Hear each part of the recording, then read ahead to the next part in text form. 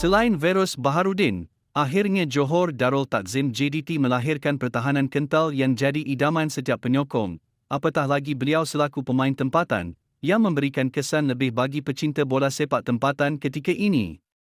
Sekembalinya pemain pertahanan Johor Darul Takzim JDT, Syahmi Safari ke Kim Harimau Selatan nyata menjadi kabar paling menggembirakan buat penyokong bola sepak selatan tanah air yang akhirnya dapat menyaksikan kembali aksinya di atas padang. Selepas lebih setahun menyepi, Syahmi kembali beraksi bersama JDT selepas terpaksa berehat panjang selama 414 hari akibat kecederaan serius yang dialaminya.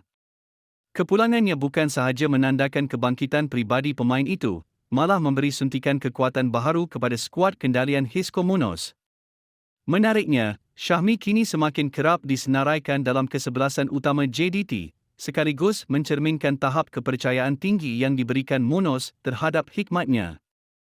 Malah, pemain berusia 28 tahun itu boleh dianggap sebagai pemain idaman jurulatih dari Sepanyol tersebut apabila lebih diutamakan di posisi pertahanan berbanding Matthew Davis yang sebelum ini sering menggalas peranan berkenaan. Kekerapan Syahmi diturunkan dalam kesebelasan utama jelas memberi gambaran bahawa kariernya kini berada di landasan kebangkitan selepas melalui tempoh sukar akibat kecederaan. Sejak kembali daripada kecederaan, Syahmi muncul sebagai antara tonggak penting pasukan.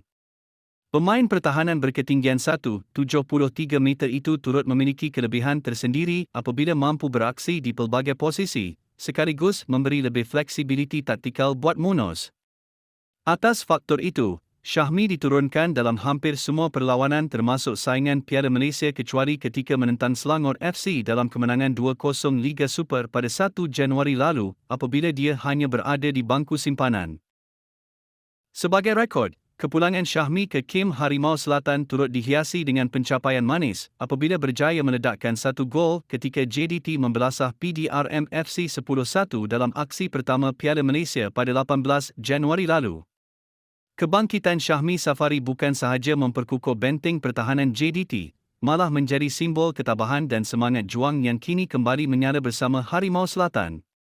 Kami senang beliau kembali, apatah lagi beliau mampu bersaing dengan pemain utama JDT ketika ini. Semoga ke depan karirnya semakin baik dan dapat kepercayaan dari pelatih JDT dan juga pelatih Harimau Malaya, Luah Long Ah.